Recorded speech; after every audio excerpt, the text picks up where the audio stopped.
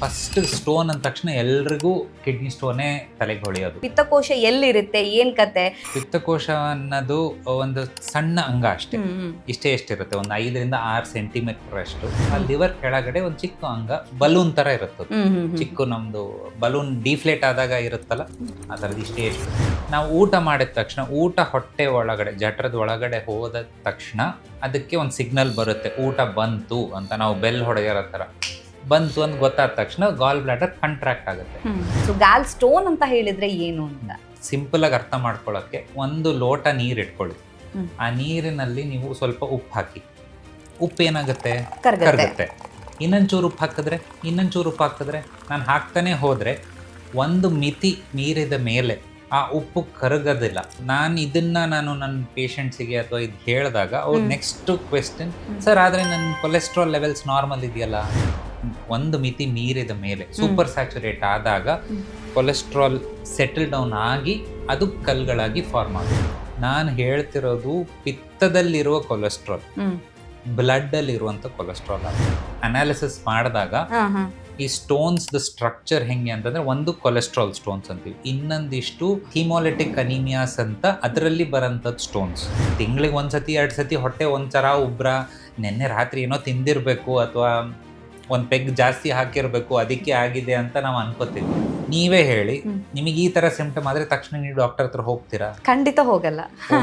So ಹಾಗಾಗಿ ಅದು miss ಆಗುತ್ತೆ. ನಾವೀಗ KR ಮಾರ್ಕೆಟಲ್ಲಿ ಹೋಗಿ 100 ಜನ ರ್ಯಾಂಡಮ್ ಆಗಿ ಕರ್ಕೊಂಬಂದು ಸ್ಕ್ಯಾನ್ ಮಾಡಿದ್ರೆ ಒಂದು 50-60 ಜನಕ್ಕೆ ಗಾಲ್ ಬ್ಲಾಡರ್ ಸ್ಟೋನ್ ಕಂಡು ಬರುತ್ತೆ.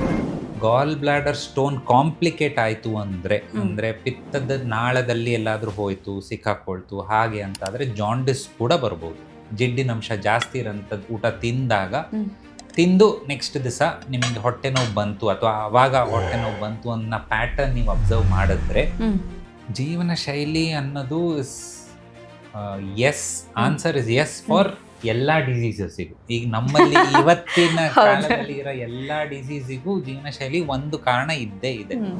ಗಂಗಾ ರಿವರ್ದು ತಟದಲ್ಲಿ ಇರುವ ಜನರು, ಸೊ ಉತ್ತರಾಖಂಡ್, UP, ಬಿಹಾರ್, ಜಾರ್ಖಂಡ್, ಆ ಬೆಲ್ಟ್, ಬೆಂಗಾಲ್, ಆ ಜನದಲ್ಲಿ ಗಾಲ್ ಬ್ಲಾಡರ್ ಸ್ಟೋನ್ಸ್ ಇನ್ಸಿಡೆನ್ಸ್ ತುಂಬಾ ಜಾಸ್ತಿ. ನಮ್ಮ ಅಣ್ಣಂಗೆ ಕಿಡ್ನಿ ಸ್ಟೋನ್ ಆಗಿತ್ತು, ಬಾಳೆ ದಿಂಡಿಂದ ಜ್ಯೂಸ್ ಕುಡದೆ, ಬಿಯರ್ ಕುಡದೆ, ಚೆನ್ನಾಗಿ ನೀರು ಜಾಸ್ತಿ ಕುಡದೆ, ಅದು ಫ್ಲಶ್ ಔಟ್ ಆಗಲ್ವಾ ಅಂತ. ಪಿತ್ತಕೋಶದಲ್ಲಿ ಕಲ್ಲು ಉಂಟಾದಾಗ ಡಾಕ್ಟರ್ ಹತ್ರ ಹೋಗ್ಬೇಕು ಅನ್ನೋ ಥರದ್ದು ಯಾವ ಲಕ್ಷಣಗಳು ಬರಲ್ಲ. ಅದಕ್ಕೆ ಅದು ಸುಮಾರು ಜನಕ್ಕೆ ಅದು ಮಿಸ್ ಆಗೋಗುತ್ತೆ. ನಾವು ಆನ್ಯುವಲ್ ಹೆಲ್ತ್ ಚೆಕ್ ಮಾಡಿದಾಗ ಕಂಡು ಬರುತ್ತೆ.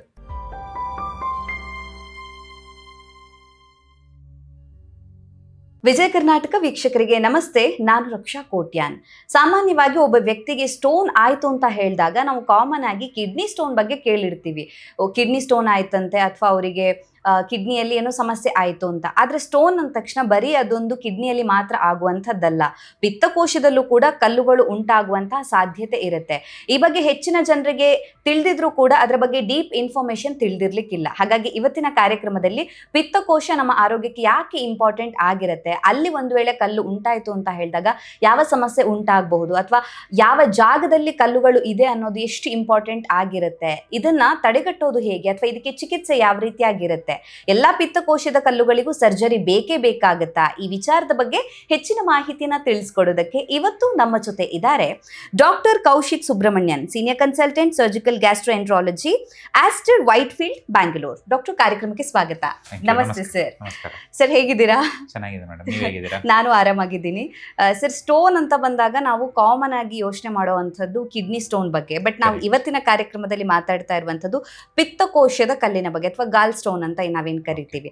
ಬಟ್ ಅದಕ್ಕಿಂತ ಮುಂಚೆ ಪಿತ್ತಕೋಶ ನಮಗೆ ಯಾಕೆ ಇಂಪಾರ್ಟೆಂಟ್ ಅನ್ನೋದ್ರ ಬಗ್ಗೆ ಕೂಡ ನಾವು ತಿಳ್ಕೊಬೇಕಾಗತ್ತೆ. ಸೊ ಪಿತ್ತಕೋಶ ಎಲ್ಲಿರುತ್ತೆ, ಏನ್ ಕತೆ? ಸೊ ಕೆಲವರಿಗೆ ಬಾಡಿಯ ಎಲ್ಲ ಪಾರ್ಟ್ ಬಗ್ಗೆ ಗೊತ್ತಿರೋದಿಲ್ಲ. ನಮಗೆ ಬ್ರೈನು, ಕಿಡ್ನಿ, ಲಿವರು ಈ ತರದ್ರ ಬಗ್ಗೆ ಗೊತ್ತಿರುತ್ತೆ, ಬಟ್ ಪಿತ್ತಕೋಶದ ಬಗ್ಗೆ ಹೆಚ್ಚಿನ ಜನರಿಗೆ ಗೊತ್ತಿರ್ಲಿಕ್ಕಿಲ್ವೇನೋ. ಸೊ ಇದ್ರ ಬಗ್ಗೆ ಎಕ್ಸ್ಪ್ಲೈನ್ ಮಾಡೋದಾದ್ರೆ, ಪಿತ್ತಕೋಶ ಅನ್ನೋದು ಒಂದು ಸಣ್ಣ ಅಂಗ ಅಷ್ಟೇ, ಇಷ್ಟೇ ಎಷ್ಟಿರುತ್ತೆ, ಒಂದು 5-6 ಸೆಂಟಿಮೀಟರ್ ಅಷ್ಟು. ಅದು ಲಿವರ್ ಕೆಳಗಡೆ ಇರುತ್ತೆ. ಲಿವರ್ ನಮ್ಮ ಹೊಟ್ಟೆಯ ಬಲಭಾಗದಲ್ಲಿ, ಇಲ್ಲಿ ಈ ರಿಬ್ ಕೇಜ್ ಕೆಳಗಡೆ ಇರೋದು ಲಿವರು. ಆ ಲಿವರ್ ಕೆಳಗಡೆ ಒಂದು ಚಿಕ್ಕ ಅಂಗ ಬಲೂನ್ ತರ ಇರುತ್ತೆ. ಚಿಕ್ಕ ನಮ್ದು ಬಲೂನ್ ಡಿಫ್ಲೇಟ್ ಆದಾಗ ಇರುತ್ತಲ್ಲ, ಆ ಥರದ್ದು ಇಷ್ಟೇ ಎಷ್ಟು. ಇಲ್ಲಿ ರೈಟ್ ಸೈಡಲ್ಲಿ ಇರುತ್ತೆ. ಓಕೆ. ಅದ್ರದ್ದು ಕೆಲಸ ಏನು ಅಂತ ಆದ್ರೆ ಪಿತ್ತರಸ, ಲಿವರ್ ಕೆಲಸ ಡೈಜೆಷನ್ ಅಂತ ಎಲ್ರಿಗೂ ಗೊತ್ತು. ಲಿವರ್ ಡೈಜೆಷನ್ಗೆ ಏನ್ ಮಾಡುತ್ತೆ ಅಂತಂದ್ರೆ ಪಿತ್ತರಸನ್ನ ಕ್ರಿಯೇಟ್ ಮಾಡಿ ಬರುತ್ತೆ. ಪಿತ್ತದ ಉತ್ಪತ್ತಿ ಮಾಡುತ್ತೆ ಅಂತ ಹೇಳ್ಬೋದು. ಹೌದು. ಒಂದ್ ದಿವಸಕ್ಕೆ 1 ಇಂದ 1.5 ಲೀಟರ್ ಅಷ್ಟು ಪಿತ್ತರಸ ಉತ್ಪತ್ತಿ ಆಗುತ್ತೆ ಲಿವರ್ ಅಲ್ಲಿ. ಓಕೆ.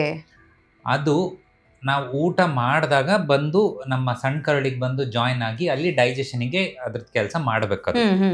ಬಟ್ ಊಟದ ಮಧ್ಯ ಅದು ಸ್ಟೋರ್ ಆಗಂತದ್ದು ಆರ್ಗನ್ನು gall bladder. So gall bladder ಅಥವಾ ಪಿತ್ತಕೋಶ ಅಲ್ಲಿ ಬಂದು ಸ್ಟೋರ್ ಆದಾಗ ಅಲ್ಲಿ 1.5 ಲೀಟರ್ ಅಷ್ಟು ನಮ್ಮ ಇದಕ್ಕೆ ಬೇಕಾಗಿಲ್ಲ. ಸೊ ಅವಾಗ ಏನಾಗುತ್ತೆ, ಗಾಲ್ ಬ್ಲಾಡರ್ ಅಥವಾ ಪಿತ್ತಕೋಶದಲ್ಲಿ ಅದರಲ್ಲಿರೋ ನೀರಿನ ಅಂಶನ ಅದು ಹೀರ್ಕೊಳ್ಳುತ್ತೆ. ಸೊ ಆ ಪಿತ್ತರಸನ ಕಾನ್ಸಂಟ್ರೇಟೆಡ್ ಮೀಡಿಯಂ ಆಗಿ ಮಾಡಕ್ಕೆ, ಕಾನ್ಸಂಟ್ರೇಟ್ ಮಾಡೋ ಕೆಲಸ ಪಿತ್ತಕೋಶದ್ದು. ಓಕೆ. ಸೊ ನಾವು ಪಿತ್ತರಸವನ್ನ ಹೀರ್ಕೊಳ್ಳುತ್ತೆ ಅಂತನಾ? ಅದ್ ಪಿತ್ತರಸದಲ್ಲಿರುವ ನೀರಿನ ಅಂಶವನ್ನ ಹೀರ್ಕೊಳ್ಳುತ್ತೆ ಅಷ್ಟೇ. ಸೊ ಅದನ್ನ ಡೈಲ್ಯೂಟೆಡ್ ಆಗಿರೋದನ್ನ ಕಾನ್ಸಂಟ್ರೇಟ್ ಮಾಡೋ ಕೆಲಸ ಇದು. ನಾವು ಊಟ ಮಾಡಿದ ತಕ್ಷಣ, ಊಟ ಹೊಟ್ಟೆ ಒಳಗಡೆ ಜಠರದ ಒಳಗಡೆ ಹೋದ ತಕ್ಷಣ ಅದಕ್ಕೆ ಒಂದು ಸಿಗ್ನಲ್ ಬರುತ್ತೆ, ಊಟ ಬಂತು ಅಂತ. ನಾವು ಬೆಲ್ ಹೊಡೆಯೋ ತರ ಬಂತು ಅಂತ ಗೊತ್ತಾದ ತಕ್ಷಣ ಗಾಲ್ ಬ್ಲಾಡರ್ ಕಂಟ್ರಾಕ್ಟ್ ಆಗುತ್ತೆ. ಕಂಟ್ರಾಕ್ಟ್ ಆದಾಗ ಪಿತ್ತರಸ, ಕಾನ್ಸಂಟ್ರೇಟ್ ಆಗಿರೋ ಪಿತ್ತರಸ ಕರುಳಿಗೆ ಹೋಗಿ ಅದ್ರ ಕೆಲಸ ಡೈಜೆಷನ್ ಶುರು ಮಾಡುತ್ತೆ. ಓಕೆ. ಸೊ ಈಗ ಒಂದ್ ವೇಳೆ ಆ ಜಾಗದಲ್ಲಿ ಸಮಸ್ಯೆ ಆಯ್ತು ಅಂತ ಹೇಳಿದಾಗ, ಮುಖ್ಯವಾಗಿ ನಾವಿಲ್ಲಿ ಮಾತಾಡ್ತಾ ಇರೋದು ಸ್ಟೋನ್ ನ ಬಗ್ಗೆ. ಸೊ ಅಲ್ಲಿ ಆ ಭಾಗದಲ್ಲಿ ಹೇಗೆ ಸ್ಟೋನ್ ಉತ್ಪತ್ತಿ ಆಗುತ್ತೆ, ಅಥವಾ ಉತ್ಪತ್ತಿ ಆಯ್ತು ಅಂತ ಹೇಳಿದಾಗ ಏನೆಲ್ಲ ಚೇಂಜಸ್ ಆಗುತ್ತೆ ಅಂತ. ಸೊ ಗಾಲ್ ಸ್ಟೋನ್ ಅಂತ ಹೇಳಿದ್ರೆ ಏನು ಅಂತ ನೀವು ಇಂಟ್ರೊಡಕ್ಷನ್ ಅಲ್ಲಿ ಹೇಳಿರೋ ತರ, ಫಸ್ಟ್ ಸ್ಟೋನ್ ಅಂದ ತಕ್ಷಣ ಎಲ್ರಿಗೂ ಕಿಡ್ನಿ ಸ್ಟೋನೇ ತಲೆಗೆ ಹೊಳೆಯೋದು. ಗಾಲ್ ಬ್ಲಾಡರ್ ಅಲ್ಲೂ ಸ್ಟೋನ್ ಆಗುತ್ತಾ ಅನ್ನೋದೇ ಒಂದು ಹೊಸ ಕಾನ್ಸೆಪ್ಟ್ ನೋಡ್ತಾರೆ. ಬಟ್ ಆಗುತ್ತೆ. ಈಗ ಇದು ವೆರಿ ಕಾಮನ್ ಕ್ವೆಶ್ಚನ್ ನನಗೆ ಬರೋಂಥದ್ದು.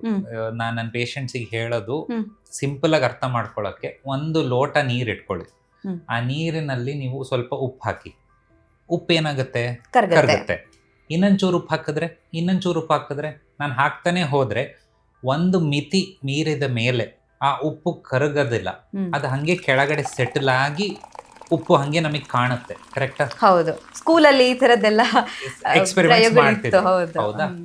ಇದನ್ನ ನಾವು ಒಂದು ಸ್ಯಾಚುರೇಷನ್ ಲೆವೆಲ್ ಮೀರಿದ ಮೇಲೆ ಇಟ್ ಸೆಟಲ್ಸ್ ಡೌನ್ ಅಂತೀವಿ. ಇದನ್ನ ನಾವು ಸೂಪರ್ ಸ್ಯಾಚುರೇಷನ್ ಅಂತ ಕರಿತೀವಿ. ಮೆಡಿಕಲ್ ಟರ್ಮಿನಾಲಜಿಯಲ್ಲಿ ಸೂಪರ್ ಸ್ಯಾಚುರೇಷನ್. ಇದು ಅಲ್ಲಿ ಉಪ್ಪಲ್ಲ, ಬಟ್ ಕೊಲೆಸ್ಟ್ರಾಲ್ ಅಂಶ. ಪಿತ್ತರಸದಲ್ಲಿ ಕೊಲೆಸ್ಟ್ರಾಲ್ ಅಂತ ಇರೋದು ನಾರ್ಮಲ್. ಅದು ನನ್ನಲ್ಲೂ ಇರುತ್ತೆ, ನಿಮ್ಮಲ್ಲೂ ಇರುತ್ತೆ, ಹುಟ್ಟಿದ ಮಗುವಲ್ಲೂ ಇರುತ್ತೆ, ಸಹಜವಾಗಿ ಇದ್ದೇ ಇರುತ್ತೆ. ಓಕೆ. ಸೊ ಕೊಲೆಸ್ಟ್ರಾಲಿನ ಅಂಶ ಪಿತ್ತರಸದಲ್ಲಿ ಅದು ಒಂದು ಮಿತಿ ಮೀರಿದ ಮೇಲೆ, ಸೂಪರ್ ಸ್ಯಾಚುರೇಟ್ ಆದಾಗ ಕೊಲೆಸ್ಟ್ರಾಲ್ ಸೆಟಲ್ ಡೌನ್ ಆಗಿ ಅದು ಕಲ್ಗಳಾಗಿ ಫಾರ್ಮ್ ಆಗುತ್ತೆ. Okay. So the super saturation of bile ಅಂತ medical terminology. This is how gall bladder ಅಲ್ಲಿ ಸ್ಟೋನ್ಸ್ ಫಾರ್ಮೇಶನ್ ಆಗುತ್ತೆ. ಓಕೆ. ಸೊ ಹಾಗಾಗಿ ಅಲ್ಲಿರುವಂತಹ ಕೊಬ್ಬಿನ ಅಂಶದಿಂದಾಗಿನೇ ಸ್ಟೋನ್ ಆಗುತ್ತೆ ಅಂತ. ಕರೆಕ್ಟ್. ಸೊ ನಾನು ನನ್ನ ಪೇಷಂಟ್ಸಿಗೆ ಅಥವಾ ಇದು ಹೇಳಿದಾಗ ಅವ್ರು ನೆಕ್ಸ್ಟ್ ಕ್ವೆಶ್ಚನ್, ಸರ್ ಆದ್ರೆ ನನ್ನ ಕೊಲೆಸ್ಟ್ರಾಲ್ ಲೆವೆಲ್ಸ್ ನಾರ್ಮಲ್ ಇದೆಯಲ್ಲ, ನಾನು ಬ್ಲಡ್ ಟೆಸ್ಟ್ ಬ್ಲಡ್ ಟೆಸ್ಟ್ ಮಾಡಿಸಿದೀನಿ, ಕೊಲೆಸ್ಟ್ರಾಲ್ ನಾರ್ಮಲ್ ಅಂತ ಬಂತು, ನೀವು ಹೇಗೆ ಕೊಲೆಸ್ಟ್ರಾಲ್ ಜಾಸ್ತಿ ಆಯ್ತು ಅಂತಿದ್ದೀರಾ ಹೇಗೆ? ನಾನು ಹೇಳ್ತಿರೋದು ಪಿತ್ತದಲ್ಲಿರುವ ಕೊಲೆಸ್ಟ್ರಾಲ್, ಬ್ಲಡ್ ಅಲ್ಲಿ ಇರುವಂತ ಕೊಲೆಸ್ಟ್ರಾಲ್ ಅಲ್ಲ. So there is a slight difference ಇದೆ, ವ್ಯತ್ಯಾಸ ಇದೆ. ಸೊ ನಾವು ಮೆಜರ್ ಮಾಡ್ತಿರೋದು blood cholesterol is different and ಪಿತ್ತರಸದಲ್ಲಿರೋ ಕೊಲೆಸ್ಟ್ರಾಲ್ ಇಸ್ ಡಿಫರೆಂಟ್. ಈ ಪಿತ್ತದ ರಸದಲ್ಲಿ ಇರುವ ಕೊಲೆಸ್ಟ್ರಾಲ್ ಅನ್ನು ಮೆಷರ್ ಮಾಡ್ಲಿಕ್ಕೆ ಆಗೋದಿಲ್ಲ. ಕೆಮಿಕಲಿ ಮಾಡಬಹುದೇ ಹೊರತು ಒಂದು ಪೇಷಂಟ್ ಅಲ್ಲಿ ನಾನು ಮೆಷರ್ ಮಾಡ್ಲಿಕ್ಕೆ ಬರೋದಿಲ್ಲ. So they are different. So ಅದು ಇಲ್ಲದೆ ಇದ್ರೂನು you can have gall bladder stones. That is possible. This is the most commonly ಈ ಕೊಲೆಸ್ಟ್ರಾಲ್ ಸ್ಟೋನ್ಸ್ ಫಾರ್ಮ್ ಆಗುತ್ತೆ. ಬಟ್ ಬೇರೆ ಸ್ಟೋನ್ಸ್ ಫಾರ್ಮೇಶನ್ ಆಗುವ ಸಾಧ್ಯತೆಗಳಿದೆ. ಬೇರೆ ಸ್ಟೋನ್ ಅಂತಂದ್ರೆ, ಈಗ ಸ್ಟೋನ್ಸ್ ಅಲ್ಲಿ ನಾವು ಅದನ್ನ ಕೆಮಿಕಲ್ ಅನಾಲಿಸಿಸ್ ಮಾಡಿದಾಗ ಈ ಸ್ಟೋನ್ಸ್ ದ ಸ್ಟ್ರಕ್ಚರ್ ಹೆಂಗೆ ಅಂತಂದ್ರೆ, ಒಂದು ಕೊಲೆಸ್ಟ್ರಾಲ್ ಸ್ಟೋನ್ಸ್ ಅಂತೀವಿ, ಇನ್ನೊಂದಿಷ್ಟು ಬಿಕಾಸ್ ಆಫ್ ಈಗ ಅವರಿಗೆ ರಕ್ತದಲ್ಲಿ ಏನೋ ಒಂದು ಪ್ರಾಬ್ಲಮ್ ಇರುತ್ತೆ. ಅಂದ್ರೆ ಆ ರಕ್ತ ಕಣಗಳು, red blood cells usually around 120 days ಅದರದ್ದು ಲೈಫ್ ಸ್ಪ್ಯಾನ್ ಇರುತ್ತೆ. ಬಟ್ ಬಿಕಾಸ್ ಆಫ್ ಯಾವುದೋ ಒಂದು ಕಾರಣಕ್ಕಾಗಿ ರಕ್ತದಲ್ಲಿ ಒಂದು ಕಾಯಿಲೆಯಿಂದಾಗ್ಲಿ ಅಥವಾ ಬೇರೆ ಒಂದು ಕಾಯಿಲೆಯಿಂದಾಗ್ಲಿ red blood cells within 120 days ಅದು ಮುರಿತಿದೆ ಅಂತಾದ್ರೆ, ಸತ್ತೋಗ್ತಿದೆ ಅಂತಾದ್ರೆ, so they release certain products which can form stones. So they are known as haemolytic anaemias ಅಂತ, ಅದರಲ್ಲಿ ಬರೋಂಥದ್ದು ಸ್ಟೋನ್ಸ್. ಸೊ ಆ ಸ್ಟೋನ್ಸ್ ನಾವು ನೋಡಿದ್ರೇನೆ ಹೇಳ್ಬೋದು ಅದು ಕಪ್ಪುಗಿರುತ್ತೆ, ಅದು ಇನ್ನು ಶಾರ್ಪ್ ಇರುತ್ತೆ, ಬೇರೆ ತರ ಇರುತ್ತೆ. So those are A different site of stones. So ಅದಕ್ಕೆ ಕೊಲೆಸ್ಟ್ರಾಲ್ ಸ್ಯಾಚುರೇಷನ್ ಆಗಬೇಕು ಅಂತ ಇಲ್ಲ, ಅದ್ರದ್ದು ಮೆಕ್ಯಾನಿಸಮ್ ಡಿಫ್ರೆಂಟ್. ಬಟ್ ನಾನು ಹೇಳ್ತಾರೆ ಕೊಲೆಸ್ಟ್ರಾಲ್ ಸ್ಯಾಚುರೇಷನ್ ಇಸ್ 100 ಜನದಲ್ಲಿ ಒಂದು 70 ಜನಕ್ಕೆ ಕೊಲೆಸ್ಟ್ರಾಲ್ ಸೂಪರ್ ಸ್ಯಾಚುರೇಷನ್ ಇಂದ ಆಗುತ್ತೆ. ಓಕೆ, ಸೊ ಈಗ ಸ್ಟೋನ್ ಫಾರ್ಮ್ ಆಯ್ತು ಅಂತ ಹೇಳಿದಾಗ ಅಲ್ಲಿ 2 ವಿಧದಿಂದಾಗಿ ಇದು ಆಗಬಹುದು ಅಂತ. ಓಕೆ, ಈಗ ಸಿಂಪ್ಟಮ್ ವಿಚಾರಕ್ಕೆ ಬಂದಾಗ ಹೆಚ್ಚಿನ ಜನರು ಯಾವುದೇ ಒಂದು ಆರೋಗ್ಯ ಸಮಸ್ಯೆ ಬರಲಿ ಸರ್, ಅಲ್ಲಿ ಅವರು ಮೇಯ್ನ್ ಆಗಿ ನೋಡುವಂಥದ್ದು ಲಕ್ಷಣ ಏನಿರುತ್ತೆ ಅಂತ. ಯಾವ ಸಿಂಪ್ಟಮ್ ಬಂದ್ರೆ ನನಗೆ ಈ ತರ ಸಮಸ್ಯೆ ಇದೆ, ಯಾವಾಗ ಹಾಸ್ಪಿಟಲ್ ಹೋಗ್ಬೇಕು ಅನ್ನುವಂಥ ಒಂದು ಡೌಟ್ ಹೆಚ್ಚಿನ ಜನರಲ್ಲಿ ಇದ್ದೇ ಇರುತ್ತೆ. ಈಗ ಪಿತ್ತಕೋಶದಲ್ಲಿ ಕಲ್ಲುಗಳು ಉಂಟಾಯ್ತು ಅಂತ ಹೇಳಿದಾಗ ಲಕ್ಷಣಗಳು ಯಾವ ರೀತಿಯಾಗಿರುತ್ತೆ ಅಂತ ಸರ್? ಸೊ ಪಿತ್ತಕೋಶದಲ್ಲಿ ಕಲ್ಲು ಉಂಟಾದಾಗ ಸಾಮಾನ್ಯವಾಗಿ ನಾವು ಡಾಕ್ಟರ್ ಹತ್ರ ಹೋಗ್ಬೇಕು ಅನ್ನೋ ಥರದ್ದು ಯಾವ ಲಕ್ಷಣಗಳು ಬರಲ್ಲ. ಅದಕ್ಕೆ ಅದು ಸುಮಾರು ಜನಕ್ಕೆ ಅದು ಮಿಸ್ ಆಗೋಗುತ್ತೆ. ನಾವು ಆನ್ಯುವಲ್ ಹೆಲ್ತ್ ಚೆಕ್ ಮಾಡಿದಾಗ ಕಂಡು ಬರುತ್ತೆ. ಡ್ರಾಬ್ಯಾಕ್ ಅಂತ ಹೇಳ್ಬೋದಾ ಸರ್ ಇದನ್ನ? ಡ್ರಾಬ್ಯಾಕ್ ಅಂತ ಹೇಳೋದಿಲ್ಲ, ನಾವು ಮುಂದೆ ಮಾತಾಡ್ದಾಗ ಗೊತ್ತಾಗುತ್ತೆ ನಿಮಗೆ. ಯಾಕೆ ಅಂತಂದ್ರೆ ಸುಮ್ಮನೆ ಗ್ಯಾಸ್ ಫಾರ್ಮೇಶನ್ ಆಗೋದು ಅದು ಎಲ್ರಿಗೂ ಅದು ಆಗದೆ. ತಿಂಗಳಿಗೆ 1 ಸತಿ 2 ಸತಿ ಹೊಟ್ಟೆ ಒಂಥರ ಉಬ್ರ, ನೆನ್ನೆ ರಾತ್ರಿ ಏನೋ ತಿಂದಿರ್ಬೇಕು ಅಥವಾ ಒಂದ್ ಪೆಗ್ ಜಾಸ್ತಿ ಹಾಕಿರ್ಬೇಕು ಅದಕ್ಕೆ ಆಗಿದೆ ಅಂತ ನಾವು ಅನ್ಕೋತೀವಿ. ಅದು ಗಾಲ್ ಬ್ಲಾಡರ್ ಅಲ್ಲಿ ಸ್ಟೋನ್ಸಿನ ಒಂದು ಲಕ್ಷಣ ಆಗಿರಬಹುದು. ಗೊತ್ತಿರೋದಿಲ್ಲ. It's a very very trivial. ಇದು ಜಸ್ಟ್ ಗ್ಯಾಸ್ ಬ್ಲೋಟ್, ಏನೋ ಒಂಥರ ಗ್ಯಾಸಿ ಅಬ್ಡಮನ್, ಹೊಟ್ಟೆ ಉಬ್ರ ಅಷ್ಟೇ. ಒಂದಿಷ್ಟು ತಿಂದೆ ಆದ್ರೆ ಹೊಟ್ಟೆ ಒಂಥರ ಊದ್ಕೊಂಡಿದೆ ಅಂತರ ಫೀಲಿಂಗ್. ಬಟ್ ನೀವೇ ಹೇಳಿ, ನಿಮಗೆ ಈ ತರ ಸಿಂಪ್ಟಮ್ ಆದ್ರೆ ತಕ್ಷಣ ನೀವು ಡಾಕ್ಟರ್ ಹತ್ರ ಹೋಗ್ತೀರಾ? ಖಂಡಿತ ಹೋಗಲ್ಲ. ಸೊ ಹಂಗಾಗಿ ಅದು ಮಿಸ್ ಆಗುತ್ತೆ. ಇದು ಹಂಗಾಗಿ ಒಂದು ಸ್ಟಡಿನೂ ಮಾಡಿದ್ದಾರೆ. 100 ಜನದಲ್ಲಿ, ನಾವೀಗ KR ಮಾರ್ಕೆಟ್ ಅಲ್ಲಿ ಒಂದು 100 ಜನ ರ್ಯಾಂಡಮ್ ಆಗಿ ಕರ್ಕೊಂಡ್ಬಂದು ಸ್ಕ್ಯಾನ್ ಮಾಡಿದ್ರೆ ಒಂದು 50ರಿಂದ 60 ಜನಕ್ಕೆ ಗಾಲ್ ಬ್ಲಾಡರ್ ಸ್ಟೋನ್ ಕಂಡು ಬರುತ್ತೆ. ಓಕೆ, ಆದ್ರೆ ಅವ್ರಿಗೆ ಗೊತ್ತಿರೋದಿಲ್ಲ. ಬಟ್ ಹಂಗ ಅನ್ಬಿಟ್ಟು ನಾವು ಎಲ್ರಿಗೂ ನಾವು ಆಪರೇಷನ್ ಅಂತ ಹೇಳ್ತೀವ? ಇಲ್ಲ, ಅದಕ್ಕೆ ಅಂತ ಒಂದು ಇಷ್ಟು ಬರುತ್ತೆ. So these are incidentally detected ಅಂತ. ನಾವು ಬೇರೇನೋ ಕಾರಣಕ್ಕೆ ಸ್ಕ್ಯಾನ್ ಮಾಡಿದಾಗ ಗಾಲ್ ಬ್ಲಾಡರ್ ಅಲ್ಲಿ ಒಂದು ಸ್ಟೋನ್ ಕಂಡು ಬಿಡುತ್ತೆ. ಸೊ ಅಥವಾ ದೀಸ್ ಟ್ರಿವಿಯಲ್ ಥಿಂಗ್ಸ್, ಹೊಟ್ಟೆ ಉಬ್ರ, ಡಿಸ್ಪೆಪ್ಟಿಕ್ ಸಿಂಪ್ಟಮ್ಸ್ ಅಂತ, ದಿಸ್ ಕ್ಯಾನ್ ಬಿ ಒನ್. ಆ ಸ್ಟೋನ್ಸ್ ಇಂದ ನಮಗೆ ಪ್ರಾಬ್ಲಮ್ ಅಂತ ಆದಾಗ ಅದಕ್ಕೆ ಒಂದು ಸಪರೇಟ್ ಸೆಟ್ ಆಫ್ ಸಿಂಪ್ಟಮ್ಸ್ ಇದೆ. ಅವಾಗ ಪೇಷಂಟೇನೆ ನಮ್ಮ ಹತ್ರ ಬರ್ತಾರೆ, ನನಗೆ ಇಲ್ಲಿ ನೋವ್ತಿದೆ ಅಂತ. ಅದೇನು ಅಂತಂದ್ರೆ, ಒಂದು ನಾನು ಹೇಳಿರೋ ಹಾಗೆ ಗಾಲ್ ಬ್ಲಾಡರ್ ಇದು ಬಲಭಾಗದಲ್ಲಿ ಇಲ್ಲಿ ಮೇಲೆ. ಸೊ ಅಲ್ಲಿ ಹೊಟ್ಟೆ ನೋವು, ಕಾನ್ಸ್ಟೆಂಟ್ ಪೇನ್ ಇರುತ್ತೆ. ಬಲಭಾಗದಲ್ಲೇ ಇರುತ್ತೆ ಯಾಕಂದ್ರೆ ಆರ್ಗನ್ ಇರೋದೇ ಬಲಭಾಗದಲ್ಲಿ ಅಲ್ವಾ. ಎಡಭಾಗದಲ್ಲಿ ಗಾಲ್ ಬ್ಲಾಡರ್ ಇಲ್ಲ, ಇಲ್ಲಿರೋದು. ಸೊ ಈ ಕಡೆನೆ ನೋವು ಬರೋದು ಒಂದು. ಎರಡನೇದು ವಾಂತಿ ಆಗ್ಬೋದು, ಅದ್ರ ಜೊತೆ ಜ್ವರ ಬರ್ಬೋದು. ಗಾಲ್ ಬ್ಲಾಡರ್ ಸ್ಟೋನ್ ಕಾಂಪ್ಲಿಕೇಟ್ ಆಯ್ತು ಅಂದ್ರೆ ಪಿತ್ತದ ನಾಳದಲ್ಲಿ ಎಲ್ಲಾದ್ರೂ ಹೋಯ್ತು, ಸಿಕ್ಕಾಕೊಳ್ತು ಹಾಗೆ ಅಂತ ಆದ್ರೆ ಜಾಂಡಿಸ್ ಕೂಡ ಬರ್ಬೋದು. ಸಕಾಮಾಲೇನೂ ಆಗಬಹುದು ಪೇಷಂಟಿಗೆ. ಸೊ ಜ್ವರ, ವಾಂತಿ ಇದೆಲ್ಲ ಯೂಶುವಲ್ ಸಿಂಪ್ಟಮ್ಸ್. ವೆನ್ ಅದಾಗಿದೆ ಅಂತ ಆದ್ರೆ it is a complicated stone ಅಂತ ಕರಿತೀವಿ. ಸೊ ಗಾಲ್ ಬ್ಲಾಡರ್ ಸ್ಟೋನ್ ಇದೆ, ಬಟ್ ಅದು ಕಾಂಪ್ಲಿಕೇಟ್ ಆಗಿ ಈಗ ಒಂದಿಷ್ಟು ಸಿಂಪ್ಟಮ್ಸ್ ಜೊತೆ ಪೇಷಂಟ್ ನಮ್ಮ ಹತ್ರ ಬಂದಿದ್ದಾರೆ. ಸೊ ಸಿಂಪ್ಟಮ್ಸ್ ಅಂತ ನೀವು ಜನರಲಿ ಲಿಸ್ಟ್ ಔಟ್ ಮಾಡ್ಬೇಕು ಅಂತಂದ್ರೆ ಹೊಟ್ಟೆ ಉಬ್ರ, ಸ್ವಲ್ಪ ತಿಂದಿದ ತಕ್ಷಣ ಹೊಟ್ಟೆ ಫುಲ್ ಅನ್ಸೋದು, ವಾಂತಿ, ಜ್ವರ, ಹೊಟ್ಟೆಯ ಮೇಲ್ಭಾಗದಲ್ಲಿ more towards the right side, ಬಲಭಾಗದಲ್ಲಿ ನೋವು. These are the symptoms. ಹಾಗಿದ್ರೆ ಈ ಎಲ್ಲ ಸಿಂಪ್ಟಮ್ಸ್ ಗಳು ನೀವು ಏನ್ ಹೇಳಿದ್ರಿ, ಸೊ ಈ ಲಕ್ಷಣಗಳು ಆರಂಭಿಕ ಹಂತದಲ್ಲಿ ಗೊತ್ತಾಗೋದಿಲ್ಲ. ಅಂದ್ರೆ ಈಗ ಗ್ಯಾಲ್ ಸ್ಟೋನ್ ಆಗಿದೆ, ಸ್ಟಾರ್ಟಿಂಗ್ ಪಾಯಿಂಟ್ ಆಫ್ ಅಲ್ಲಿ ಏನೋ ಗೊತ್ತಾಗೋದಿಲ್ಲ, ಸ್ವಲ್ಪ ಟೈಮ್ ಆದ್ಮೇಲೆನೆ ಈ ತರ ಸಿಂಪ್ಟಮ್ಸ್ ಗಳು ಗೊತ್ತಾಗುತ್ತೆ ಅಂತನಾ? ಸುಮಾರು ವರ್ಷಗಳು ಕಳಿಬಹುದು, ನಿಮ್ಮ ಹತ್ರ ಸ್ಟೋನ್ ಇರ್ಬೋದು, ನಿಮಗೇನು ಅದು ಕಾಂಪ್ಲಿಕೇಟ್ ಆಗಿಲ್ಲ, ಸೊ ನಿಮಗೆ ಗೊತ್ತಾಗಿಲ್ಲ. ಸೊ ನನ್ನ ಹತ್ರ ಸುಮಾರು ಜನ ಪೇಷಂಟ್ಸ್ ಇದ್ದಾರೆ. ಈಗಿನ ಒಂದು ಒಳ್ಳೆ ಟ್ರೆಂಡ್ ಅಂತಾನೆ ಹೇಳ್ಬೋದು, ದಟ್ ಆನ್ಯುವಲ್ ಹೆಲ್ತ್ ಚೆಕ್ ಅದೊಂಥರ ಮ್ಯಾಂಡೇಟರಿ ಮಾಡ್ಬಿಟ್ಟಿದ್ದಾರೆ ಎಲ್ಲಾ ಕಂಪನಿ ಆಗ್ಲಿ ಇದರಲ್ಲಿ. ಆನ್ಯುವಲ್ ಹೆಲ್ತ್ ಚೆಕ್ಸ್ ಆಗ್ತಾ ಇದೆ. ನನ್ನ ಹತ್ರ ಸುಮಾರು ಪೇಷಂಟ್ಸ್ ಇದ್ದಾರೆ, ಪ್ರತಿ ವರ್ಷನೂ ಆನ್ಯುವಲ್ ಹೆಲ್ತ್ ಚೆಕ್ ಅಲ್ಲಿ ಆ ಗಾಲ್ ಬ್ಲಾಡರ್ ಸ್ಟೋನ್ ಕಾಣುತ್ತೆ. ಅವ್ರಿಗೇನು ಪ್ರಾಬ್ಲಮ್ ಇಲ್ಲ, ಹ್ಮ್. ಸೊ ಮುಂದುವರಿಸ್ತಿದ್ದಾರೆ life. Hmm, it's hmm. Not possible ಇದೆ ಅಂತ ಗೊತ್ತು, ಹ್ಮ್. ಬಟ್ ಅವ್ರಿಗೆ ಕಾಂಪ್ಲಿಕೇಟ್ ಆಗಿಲ್ಲ. Hmm. So life is going on as usual. Okay. So ಕೆಲವೊಬ್ಬರಿಗೆ ಕಾಂಪ್ಲಿಕೇಟ್ ಆದಾಗ ನಾವು ನೋಡಿದ್ರೆ ಒಂದು 5 ವರ್ಷ ಮುಂಚೆನೆ ಒಂದು ಸ್ಕ್ಯಾನಿಂಗ್ ಅಲ್ಲಿ ಕಂಡು ಬಂದಿರುತ್ತೆ, ಅವಾಗ್ಲೇ ಉತ್ಪತ್ತಿ ಆಗಿರುತ್ತೆ, ಫಾರ್ಮ್ ಆಗಿರುತ್ತೆ ಅಂತ. ಆಗಿರುತ್ತೆ. ಹಾ, ಹಾ, ಹಾ. ಅವ್ರಿಗೆ ಪ್ರಾಬ್ಲಮ್ ಬಂದಿಲ್ಲ, so we did not do anything. Okay. But ಈಗ ಪ್ರಾಬ್ಲಮ್ ಆಯ್ತು, ಸೊ ಅವನ ಹತ್ರ ಬಂದಿದ್ದಾರೆ, then we have to address the issue. ಅವಾಗ ಓ. ನಾವು ಏನ್ ಮಾಡ್ಬೇಕು. ಓಕೆ. ಇದು ಒಂಥರ ಮಹಿಳೆಯರಲ್ಲಿ ಫೈಬ್ರಾಯ್ಡ್ಸ್ ಇದ್ದಾಗ ಹೇಳ್ತಾರಲ್ಲ ಕೆಲವರು, ಹೌದು. ಲೈಕ್ ಸ್ಟಾರ್ಟ್ ಎಲ್ಲದಕ್ಕೂ ಆಪರೇಷನ್ ಮಾಡಬೇಕು, ಟ್ರೀಟ್ಮೆಂಟ್ ಬೇಕು Exactly. ಅಂತಿಲ್ಲ, ಕೆಲವರಲ್ಲಿ ಇರುತ್ತೆ ಬಟ್ ಗೊತ್ತಿರೋದಿಲ್ಲ ಅಂತ. Correct. So same kind of ಅಲ್ಲಿ Something ಇರ್ಬೋದು similar. ಅಂತ ಹೇಳ್ಬೋದು. ಹೌದು. ಓಕೆ. ಸೊ ಹೊಟ್ಟೆ ನೋವು ಅಂತ ಬಂದಾಗ ಬಲಭಾಗದಲ್ಲಿ ಮುಖ್ಯವಾಗಿ ಇರುತ್ತೆ, ಸೊ ಅದನ್ನ ನಾವು ಹೆಚ್ಚು ಗಮನಿಸಬೇಕು ಅಂತ. ಹೌದು. ಸೊ ಈಗ ಕೆಲವರಿಗೆ ಗ್ಯಾಸ್ಟ್ರಿಕ್ ಇಂದ ಉಬ್ರ ಬರುವಂತದ್ದು ಹೊಟ್ಟೆ ನೋವೆಲ್ಲ ಬರುತ್ತಲ್ವ ಸರ್, ಅಥವಾ ಕಿಡ್ನಿ ಸ್ಟೋನ್ ಇಂದ ಯಾವ ರೀತಿ ಹೊಟ್ಟೆ ನೋವು ಇರುತ್ತೆ, ಗ್ಯಾಲ್ ಸ್ಟೋನ್ ಇಂದ ಯಾವ ರೀತಿ ಹೊಟ್ಟೆ ನೋವು ಇರುತ್ತೆ, ಕನ್ಫ್ಯೂಸ್ ಆಗತ್ತಪ್ಪ ಅನ್ನೋರಿಗೆ ಬೇರೆ ಏನಾದ್ರೂ ವ್ಯತ್ಯಾಸಗಳಿದೆಯಾ ಅಂತ? ಇದೆ. ಇದು ಒಳ್ಳೆ ಕ್ವೆಶ್ಚನ್. ಹ್ಮ್. ಗಾಲ್ ಬ್ಲಾಡರ್ ರಿಲೇಟೆಡ್ ಸ್ಟೋನ್ಸ್ ಹ್ಮ್. ಇಂದ ನಿಮಗೆ ನೋವು ಬರ್ತಿದೆ ಅಂತಂದ್ರೆ ನೀವು ಒಂದು ಪ್ಯಾಟರ್ನ್ ಅಬ್ಸರ್ವ್ ಮಾಡ್ಬೋದು. ಹ್ಮ್. ಯೂಶುವಲಿ ನಿಮಗೆ ಜಿಡ್ಡಿನ ಅಂಶ ತಿಂದಾಗ, ಜಿಡ್ಡು ಅಂತಂದ್ರೆ ಎಣ್ಣೆಯಲ್ಲಿ ಎಣ್ಣೆಯುಕ್ತ. ಕರ್ದಿದ್ದು, ಅಥವಾ ನೀವು ಚೆನ್ನಾಗಿ ಚೀಸ್ ಹಾಕೊಂಡು ಸ್ಯಾಂಡ್ವಿಚೋ ಪಿಜ್ಜಾನೋ ತಿಂದ್ರಿ, ಹ್ಮ್. ಅಥವಾ ಬಟರ್ ಹ್ಮ್. ಬೆಣ್ಣೆ ಅಥವಾ ತುಪ್ಪ ಜಾಸ್ತಿ ಯೂಸ್ ಮಾಡಿದಾಗ, ಹ್ಮ್. ಸೊ ಆ ಥರ ಸ್ವಲ್ಪ ಜಿಡ್ಡಿನ ಅಂಶ ಜಾಸ್ತಿ ಇರೋಂಥದ್ದು ಊಟ ತಿಂದಾಗ, ಹ್ಮ್. ತಿಂದು ನೆಕ್ಸ್ಟ್ ದಿವಸ ನಿಮಗೆ ಹೊಟ್ಟೆ ನೋವು ಬಂತು ಅಥವಾ ಅವಾಗ ಹೊಟ್ಟೆ ನೋವು ಬಂತು ಅನ್ನೋ ಪ್ಯಾಟರ್ನ್ ನೀವು ಅಬ್ಸರ್ವ್ ಮಾಡಿದ್ರೆ, ಹ್ಮ್. ದೇ ಆರ್ ಯೂಶಲಿ ಅವರೆಲ್ಲ ಒಂದು ಇಂಡಿಕೇಟರ್ಸ್ ನಿಮಗೆ ಗಾಲ್ ಬ್ಲಾಡರ್ ರಿಲೇಟೆಡ್ ಪ್ರಾಬ್ಲಮ್ ಇದೆ ಅಂತ. ಇದನ್ನ ನಾವು ಬಿಲಿಯರಿ ಕೋಲಿಕ್ ಅಂತ ಕರಿತೀವಿ. ಓಕೆ. ಸೊ ಈ ಥರ ನೋವು ಇದ್ದಾಗ we think it is more gall bladder related. Kidney ಸ್ಟೋನಲ್ಲಿ ಪ್ರಾಣ ಹೋಗಷ್ಟು ನೋವಾಗುತ್ತೆ, ಸಿಕ್ಕಾಪಟ್ಟೆ ನೋವಾಗುತ್ತೆ. ಅದು ಹಿಂಭಾಗದಿಂದ ಶುರುವಾಗುತ್ತೆ. ಕಿಡ್ನಿ ಇರೋದು ಸ್ವಲ್ಪ ಹಿಂಭಾಗದಲ್ಲಿ. ಹ್ಮ್. ಸೊ ಹಿಂಭಾಗದಿಂದ ಹಿಂಗೆ ತೊಡೆಯದು ಒಳಭಾಗ ತನಕ ಹಿಂಗೆ ಲಾಯಿನ್ ಟು ಗ್ರಾಯಿನ್ ಅಂತ ಕರಿತೀವಿ. ಹ್ಮ್. ಆ ಥರದ ನೋವು ಬರುತ್ತೆ. ಆ್ಯಂಡ್ ಯೂಶಲಿ ಕಿಡ್ನಿ ಸ್ಟೋನಲ್ಲಿ ನಿಮಗೆ ಊಟದ ಅದರಲ್ಲೂ ಸ್ವಲ್ಪ ಊಟದ್ದು ವ್ಯತ್ಯಾಸಗಳು ಬರಬಹುದು, ಬಟ್ ಹ್ಮ್. ಹ್ಮ್. ಸಾಮಾನ್ಯವಾಗಿ ಇಟ್ ಜಸ್ಟ್ ಕಮ್ಸ್. ಹ್ಮ್. ಹ್ಮ್. ಹ್ಮ್. ಹ್ಮ್. ಅದು ಈ ತರ ಪ್ಯಾಟರ್ನ್ ನೀವು ಅಬ್ಸರ್ವ್ ಮಾಡೋದಿಲ್ಲ. ಓಕೆ. ಓಕೆ. ಫ್ಯಾಟಿ ಫುಡ್ ಜೊತೆ ಬರ್ತಿರೋ ನೋವನ್ನ ನಾವು ಗಾಲ್ ಬ್ಲಾಡರ್ ಸ್ಟೋನ್ ಅಂತಾನೆ ನಾವು ಅನ್ಕೋಬೇಕು. ಓಕೆ. ಓಕೆ.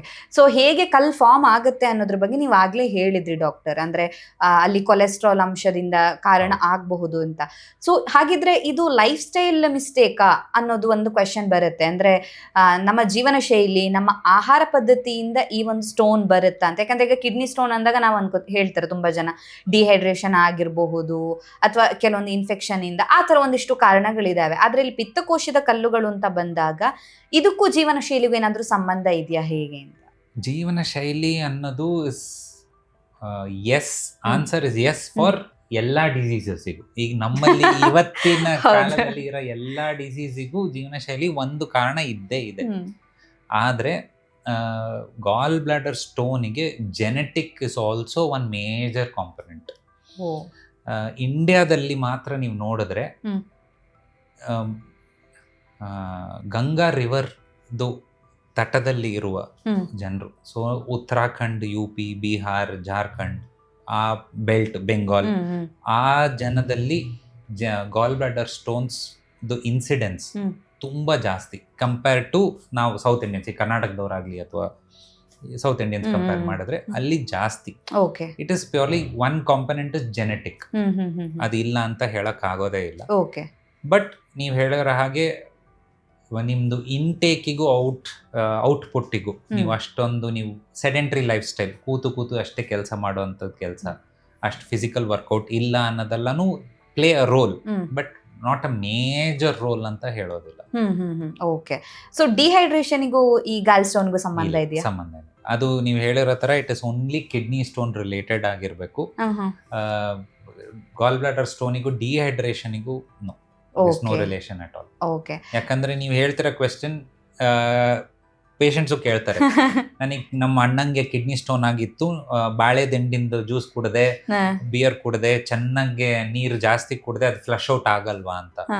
ಅದು ಕಿಡ್ನಿಯಿಂದ ಯೂರಿನ್ ಅಲ್ಲಿ ಫ್ಲಶ್ ಔಟ್ ಆಗ್ಬಹುದು, ಪಿತ್ತಕೋಶದಿಂದ ಅದು ಫ್ಲಶ್ ಔಟ್ ಆಗೋ ಚಾನ್ಸಸ್ ಓಕೆ, ಸೊ ಅದು ಎರಡು ಬೇರೆ ಬೇರೆ ಅಂಗ. ಕಂಪ್ಲೀಟ್ಲಿ. ಸೊ ಹಾಗಾಗಿ ಈ ಒಂದು ಸ್ಟೋನ್ ಅನ್ನ ಕಿಡ್ನಿ ಸ್ಟೋನಿಗೆ ಕಂಪೇರ್ ಮಾಡ್ಲೇಬಾರ್ದು ಅಂತ. ಸೊ ಅದೇ ಡಿಫ್ರೆಂಟ್, ಇದೇ ಡಿಫ್ರೆಂಟ್ ಆಗಿರುತ್ತೆ ಅಂತ.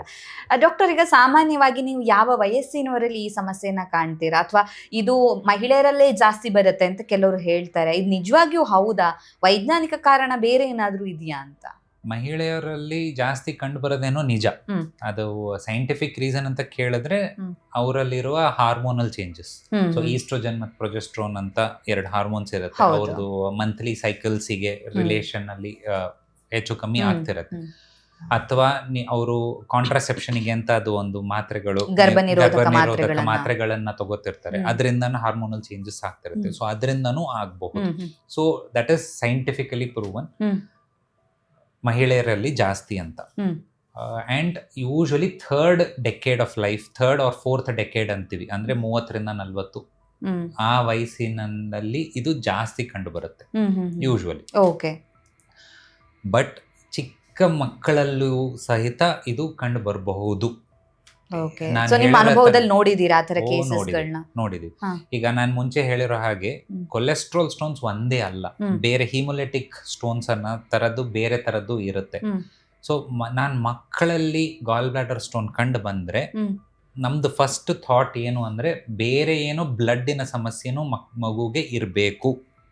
ಅದಕ್ಕೆ ಅದರದ್ದು ಪರಿಣಾಮವಾಗಿ ಅವರಿಗೆ ಗಾಲ್ ಬ್ಲಾಡರ್ ಅಲ್ಲಿ ಸ್ಟೋನ್ ಬಂದಿದೆಯೇ ಹೊರತು not because of cholesterol problems. So then ನಾವು ಆ ಮಗುಗೆ ಬೇರೆ ಟೆಸ್ಟ್ಸ್ ಮಾಡ್ತೀವಿ. ಈಗ ಬೇರೆ ಏನಾದರೂ ಅನಿಮಿಯಾದ ಅಂದ್ರೆ ರಕ್ತದ ಸಮಸ್ಯೆ ಏನಾದರೂ ಇದೆಯಾ, ಬ್ಲಡ್ ಬೇಗ ಅದು 120 days ಲೈಫ್ ಸೈಕಲ್ ಕಂಪ್ಲೀಟ್ ಆಗ್ತಿಲ್ವಾ, ಬೇರೆ ಏನಾದರೂ ಪ್ರಾಬ್ಲಮ್ ಅಂತ, ಅಥವಾ ಸ್ಪ್ಲೀನ್ ಅಲ್ಲಿ ಏನಾದರೂ, ಸ್ಪ್ಲೀನ್ ಅಂತ ಒಂದು ಅಂಗ ಇರುತ್ತೆ ಲೆಫ್ಟ್ ಸೈಡ್ ಅಲ್ಲಿ, ಅದ್ರದ್ದು ಏನಾದರೂ ಪ್ರಾಬ್ಲಮ್ ಇದೆಯಾ ಅಂತ ನೀವು ನೋಡ್ಬೇಕಾಗತ್ತೆ. ನೀವು have to address that also. ಕೆಲವೊಂದು ಜೆನೆಟಿಕ್ ಆಗೂ ಇರುತ್ತೆ, ಬಟ್ ಸೊ ಸಣ್ಣ ಮಕ್ಕಳಲ್ಲೂ ನಾವು ನೋಡಿದೀವಿ. And but 90 out of 100 times 30 to 40, 50 age group ಅಲ್ಲೇನೆ ನಾವು ನೋಡೋದು. ಈ ಏಜ್ ಗ್ರೂಪ್ ಅಲ್ಲೇ ಜಾಸ್ತಿ ಇರುತ್ತೆ ಅಂತ. ಸರ್, ನೀವು ಹೇಳಿದ್ರಿ ಬ್ಲಡ್ ಅಲ್ಲಿರುವಂತ ಕೊಲೆಸ್ಟ್ರಾಲ್ಗೂ ಇದಕ್ಕೂ ಸಂಬಂಧ ಇಲ್ಲ ಅಂತ. ಆದ್ರೂ ಇತ್ತೀಚಿನ ದಿನಗಳಲ್ಲಿ ಒಬೇಸಿಟಿ ಜಾಸ್ತಿ ಆಗ್ತಾ ಇದೆ. ಸೊ ನೋಡೋದಕ್ಕೆ ದಪ್ಪ ಇದ್ದಾರೆ ಅಥವಾ ಅವರಲ್ಲಿ ಕೊಲೆಸ್ಟ್ರಾಲ್ ಲೆವೆಲ್ ಜಾಸ್ತಿ ಇದೆ ಅಥವಾ ಒಬೇಸಿಟಿ ಇತ್ತು ಅಂತ ಹೇಳಿದಾಗ ಅವರಿಗೆ ಸ್ವಲ್ಪ ರಿಸ್ಕ್ ಜಾಸ್ತಿ ಇರ್ಬೋದು ಅಂತ ಹೇಳ್ಬೋದು. ಖಂಡಿತ. ಅಂದ್ರೆ ಡೈರೆಕ್ಟ್ ರಿಲೇಷನ್ ಅಂತ ಇಲ್ಲ ಅಂತ ಹೇಳದೆ ಹೊರತು, ಬಟ್ ವೆಯ್ಟಿಗೂ ಅದಕ್ಕೂ ರಿಲೇಷನ್ ಖಂಡಿತವಾಗ್ಲೂ ಇದೆ. ಸೊ ಒಬೀಸ್ ಪೀಪಲ್, ತೂಕ ಜಾಸ್ತಿ ಇರೋರಿಗೆ gall stone formation is there. Plus ಈಗ ವೆಯ್ಟ್ ಲಾಸಿಗೆ ಡ್ರಗ್ಸ್ ಎಲ್ಲನೂ ಬಂದಿದೆ, ರ್ಯಾಪಿಡ್ ವೆಯ್ಟ್ ಲಾಸಿಗೆ ಅಂತ. ಸೊ ತೂಕ ಕಡಿಮೆ ಮಾಡೋದನ್ನು ಅದು ಕ್ರಮೇಣ ಆಗ್ಬೇಕು. ನೀವು ತೀರಾ ಫಾಸ್ಟ್ ಆಗಿ ಕೆಳಗಡೆ ಸ್ವೈಕ್ ಅಂತ ಇಷ್ಟು ರ್ಯಾಪಿಡ್ ವೆಯ್ಟ್ ಲಾಸ್ ಆದ್ರೂ ಸಹಿತ ಈಗ ವೆಯ್ಟ್ ಲಾಸ್ ಆ ಕೊಬ್ಬಿನಂಶ ಕರಗಿ ಆ ಕೊಲೆಸ್ಟ್ರಾಲ್ ಅನ್ನ ಹೊರತೆಗೆಯ ಒಂದು ವಿಧಾನ ಇಸ್ ಥ್ರೂ ದ ಬೈಲ್ ಅಥವಾ ಪಿತ್ತ ರಸದಿಂದನೇ ಆ ಕೊಲೆಸ್ಟ್ರಾಲ್ ಆಚೆ ಹೋಗ್ಬೇಕು. ಈಗ ನೀವು ಅದನ್ನ ಓವರ್ಲೋಡ್ ಮಾಡ್ತಿದ್ದೀರಾ ರ್ಯಾಪಿಡ್ ವೆಯ್ಟ್ ಲಾಸ್ ಅಲ್ಲಿ, ಬೇಗ ಆಗ್ಬೇಕು ವೆಯ್ಟ್ ಲಾಸ್ ಆಗ್ಬೇಕು ಅಂತ. ಬೇಗ ವೆಯ್ಟ್ ಲಾಸ್ ಆದಾಗ್ಲೂ ಗಾಲ್ ಬ್ಲಾಡರ್ ಅಲ್ಲಿ ಸ್ಟೋನ್ಸ್ ಫಾರ್ಮೇಶನ್ ಆಗುತ್ತೆ. ಸೊ ನಾನು ದಪ್ಪ ಇದ್ದೀನಿ ಅವಾಗ್ಲೂ ಆಗುತ್ತೆ, ನಾನು ಕರಗಿಸ್ತಿದ್ದೀನಿ ಅವಾಗ್ಲೂ ಆಗುತ್ತೆ. ಸೊ ಆದಷ್ಟು ಬೇಗ ಕರಗಬೇಕು, ವೆಯ್ಟ್ ಲಾಸ್ ಆಗ್ಬೇಕು ಅಂತ ಹೇಳಿದಾಗ ಅದು ಸೈಡ್ ಎಫೆಕ್ಟ್ ಕೂಡ ಆಗುತ್ತೆ, ಚಾನ್ಸಸ್ ಇದೆ. Correct. So rapid weight loss ಅನ್ನೋದು ಇಸ್ ಆಲ್ಸೋ ನಾಟ್ ಗುಡ್. ಅದು ಕ್ರಮೇಣನೇ ಆಗಬೇಕು. ನಾನು 10 ಕಿಲೋ 20 ಕಿಲೋ ಒಂದು ವಾರದಲ್ಲಿ ಕಡಿಮೆ ಮಾಡಿದೆ, 15 ದಿವಸದಲ್ಲಿ ಕಡಿಮೆ ಮಾಡಿದೆ. ರ್ಯಾಪಿಡ್ ವೆಯ್ಟ್ ಲಾಸ್ ಇದು ಇನ್ಸ್ಟೆಂಟ್ ಆಗಿ ಬರೋಂಥದ್ದಲ್ಲ. ಇಟ್ ಹ್ಯಾಸ್ ಟು ಗೋ, ನಮ್ಮ ಬಾಡಿ ಇದು, ನಾವು ಅಬ್ಯೂಸ್ ಮಾಡೋ ಹಾಗಿಲ್ಲ, ಕ್ರಮೇಣ ಹೋಗ್ಬೇಕು. ಓಕೆ ಸರ್, ಈ ತರ ನೀವು ಹೇಳಿದ್ರಿ ಆನ್ಯುವಲ್ ಹೆಲ್ತ್ ಚೆಕಪ್ ಅಲ್ಲಿ ಜಾಸ್ತಿ ಜನರಿಗೆ ಗ್ಯಾಲ್ಸ್ಟೋನ್ ಇದೆ ಅಂತ ಗೊತ್ತಾಗುತ್ತೆ ಅಂತ. ಯಾವ ಟೆಸ್ಟ್ ಮುಖಾಂತರ ನೀವು ಮಾಡ್ತೀರಾ? ಲೈಕ್ ಬರೀ ಒಂದು ಸ್ಕ್ಯಾನಿಂಗ್, ಅಲ್ಟ್ರಾಸೌಂಡ್ ಅದರಲ್ಲೇ ಗೊತ್ತಾಗ್ಬಿಡತ್ತಾ? ಸೊ ಇದಕ್ಕೆ ಟೆಸ್ಟ್ಗಳು ಯಾವ ರೀತಿಯಾಗಿರುತ್ತೆ ಅಂತ? Ultrasound, simple ultrasound is a non invasive test. ಅಂದ್ರೆ ನಿಮಗೆ ಎಲ್ಲೂ ಚುಚ್ಚಲ್ಲ, ಹೊಟ್ಟೆ ಮೇಲ್ಗಡೆ ಹಿಂಗೆ ಒಂದು ಇಟ್ಟು ಟೆಸ್ಟ್ ಮಾಡಂತದ್ದು ಅಷ್ಟೇ. ಸೊ ಸಿಂಪಲ್ ಅಲ್ಟ್ರಾಸೌಂಡ್ ಅಲ್ಲಿ ಆಗುತ್ತೆ. ಬಟ್ ನಾವು ಗಾಲ್ ಬ್ಲಾಡರ್ ಹೀಗೆ ಪ್ರಾಬ್ಲಮ್ಗೆ ನಾವು ಟೆಸ್ಟ್ ಮಾಡಬೇಕು ಅಂತ ನಾವು ಅನ್ಕೊಂಡ್ರೆ ನೀವು ಖಾಲಿ ಹೊಟ್ಟೆಯಲ್ಲೇ ಹೋಗ್ಬೇಕು. ನಾನು ಮುಂಚೆ ಹೇಳಿರೋ ಹಾಗೆ ಪಿತ್ತರಸ ಲಿವರ್ ಇಂದ ಬರ್ತಾನೆ ಇರುತ್ತೆ, ಅದು ಊಟದ ಮಧ್ಯ ಗಾಲ್ ಬ್ಲಾಡರ್ ಅಲ್ಲಿ ಸ್ಟೋರ್ ಆಗಿರುತ್ತೆ. ಸೊ ಅವಾಗ ಅದು ಡಿಸ್ಟೆಂಡ್ ಆಗಿರುತ್ತೆ. ಸೊ ಸ್ಟೋನ್ಸ್ ಏನಾದ್ರೂ ಚಿಕ್ಕದಿದ್ರೆ ಅವಾಗ ಏನು ಚೆನ್ನಾಗಿ ಕಂಡು ಬರುತ್ತೆ. ನೀವು ಊಟ ಮಾಡಿದ ಮೇಲೆ ಹೋಗಿ ಸ್ಕ್ಯಾನಿಂಗ್ ಮಾಡಿದಾಗ ಆ ಗಾಲ್ ಬ್ಲಾಡರ್ ಆಲ್ರೆಡಿ ಅದು ಪಿತ್ತರಸನ್ನ ತೆಗ್ದಿರುತ್ತೆ, ಅದು ಡೈಜೆಷನ್ಗೆ ಕಳಿಸ್ಬಿಟ್ಟಿರುತ್ತೆ. ಸೊ ಅದು ಖಾಲಿ ಇರುತ್ತೆ. ಖಾಲಿ ಇದ್ದಾಗ ಆ ಸ್ಟೋನ್ ಮಿಸ್ ಆಗೋ ಚಾನ್ಸಸ್ ಇರುತ್ತೆ. ಸೊ ಗಾಲ್ ಬ್ಲಾಡರ್ ಸಮಸ್ಯೆಗಳಿಗೆ ನಾವು ನೋಡಬೇಕು ಅಂದರೆ at least 6 to 7 hours of fasting ಇದ್ಕೊಂಡು ನಾವು ಹೋಗಿ ಅಲ್ಟ್ರಾಸೌಂಡ್ ಮಾಡಿದ್ರೆ ಕರೆಕ್ಟ್ ಪಿಕ್ಚರ್ ನಮಗೆ ಗೊತ್ತಾಗುತ್ತೆ. ಓಕೆ, ಈಗ ಸ್ಕ್ಯಾನಿಂಗ್ ಅಲ್ಲೂ ಕೆಲವರು ಈಗ ಯೂಶಲಿ ನನ್ನ ಎಕ್ಸ್ಪೀರಿಯನ್ಸ್ ಪ್ರಕಾರನು ತುಂಬಾ ನೀರು ಕುಡಿಬೇಕು, ಹೊಟ್ಟೆ ಫುಲ್ ಆಗಬೇಕು, ಸೊ ಯೂರಿನ್ ಬರುವಷ್ಟು ನೀವು ನೀರು ಕುಡಿಬೇಕು, ಅದಾದ್ಮೇಲೆ ಮಾತ್ರ ನಾವು ಸ್ಕ್ಯಾನಿಂಗ್ ಮಾಡ್ತೀವಿ ಅಂತ ಕೆಲವರು ಇದರಲ್ಲಿ ಇರುತ್ತೆ. ಸೊ ಇದ್ರಲ್ಲೂ ಆ ತರ ಇರುತ್ತೆ ಅಂದ್ರೆ ಖಾಲಿ ಹೊಟ್ಟೆ ಅಂದ ತಕ್ಷಣ ನೀರು ಕುಡಿಬೇಕು ಅಂತ ಇರುತ್ತಾ? ಇಲ್ಲ, ನೀವು ಎರಡು ಕಂಬೈನ್ ಕನ್ಫ್ಯೂಸ್ ಆಗ್ತಿದ್ದೀರಾ. ನಾನು ಗಾಲ್ ಬ್ಲಾಡರಿಗೆ ನೀವು ಈಗ ಸಪೋಸ್ 2 ಪೇಷಂಟ್ ಇದ್ದಾರೆ, ಒಬ್ಬರಿಗೆ ನಾನು ಗಾಲ್ ಬ್ಲಾಡರ್ ನೋಡಬೇಕು ಅಂತ ಇದ್ರೆ ಅವ್ರಿಗೆ ನನಗೆ ನೀರು ಕುಡಿಸ್ಬೇಕು ಅನ್ನೋ ಅವಶ್ಯಕತೆ ಇಲ್ಲ. ಬರೀ ಎಂಟಿ ಸ್ಟೊಮಕ್ 6 hours 7 hours ಫಾಸ್ಟಿಂಗ್ ಅಲ್ಲಿ ಹೋದ್ರೆ ಸಾಕು. ನೀರು ಕುಡಿಬೇಕು ಅನ್ನೋ ಸೈಂಟಿಫಿಕ್ ಇದು ಯಾಕೆ ಬಂತು ಅಂತಂದ್ರೆ, ನೀವು ಕಿಡ್ನಿ ಸಮಸ್ಯೆ ಅಥವಾ ಬ್ಲಾಡರ್ ಸಮಸ್ಯೆ ಅಥವಾ ಅಲ್ಲಿ ಕೆಳಗಡೆ ಅಡಿ ಹೊಟ್ಟೆಯಲ್ಲಿರುವ ಅಂಗಗಳನ್ನ ನೋಡಬೇಕು ಅಂತಂದ್ರೆ ಬ್ಲಾಡರ್ ಡಿಸ್ಟೆಂಡೆಡ್ ಆಗಿರ್ಬೇಕು. ನೀವು ಬ್ಲಾಡರ್ ಡಿಸ್ಟೆಂಡ್ ಮಾಡ್ಬೇಕು ಅಂದ್ರೆ ನೀರು ಕುಡ್ಕೊಂಡು ಹೋಗ್ಬೇಕು. ನೀವು ಸೊ ಈಗ ನನ್ನ ಹತ್ರ ಒಂದು ಗಾಲ್ ಬ್ಲಾಡರ್ ಪೇಷಂಟ್ ಬಂದ ಅಂತಂದ್ರೆ ನಾನು ಅವನಿಗೆ ನೀರು ಕುಡಿಸೋ ಅವಶ್ಯಕತೆ ಇಲ್ಲ. ಬಟ್ ನೀವು ಜನರಲ್ ಆನ್ಯುವಲ್ ಹೆಲ್ತ್ ಚೆಕ್ ಅಲ್ಲಿ ಹೊಟ್ಟೆಯಲ್ಲಿರೋ ಎಲ್ಲಾ ಅಂಗಗಳನ್ನು ನಾವು ನೋಡ್ತಿದೀವಿ. ಸ್ಪೆಸಿಫಿಕ್ ಆಗಿ ಒಂದು ಆರ್ಗನ್ ನೋಡಕ್ಕಿಲ್ಲ. ಸೊ ನೀವು ಕಿಡ್ನಿನೂ ನೋಡ್ಬೇಕು, ಬ್ಲಾಡರು ನೋಡ್ಬೇಕು. ಸೊ ಅವಾಗ ನೀರು ಕುಡಿಲೇಬೇಕು.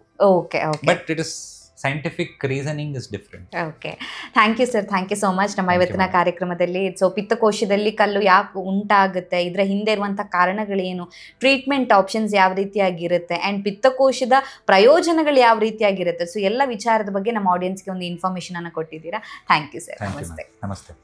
ನಮ್ಮ ಇವತ್ತಿನ ಕಾರ್ಯಕ್ರಮದಲ್ಲಿ ಗಾಲ್ ಬ್ಲಾಡರ್ ಸ್ಟೋನ್ ಯಾವ ಕಾರಣಕ್ಕೋಸ್ಕರ ಆಗುತ್ತೆ, ಇದಕ್ಕೆ ಚಿಕಿತ್ಸೆ ಯಾವ ರೀತಿಯಾಗಿರುತ್ತೆ, ಈ ಎಲ್ಲ ವಿಚಾರದ ಬಗ್ಗೆ ಡಾಕ್ಟರ್ ನಮಗೆ ಹೆಚ್ಚಿನ ಮಾಹಿತಿಯನ್ನು ತಿಳಿಸ್ಕೊಟ್ಟಿದ್ದಾರೆ.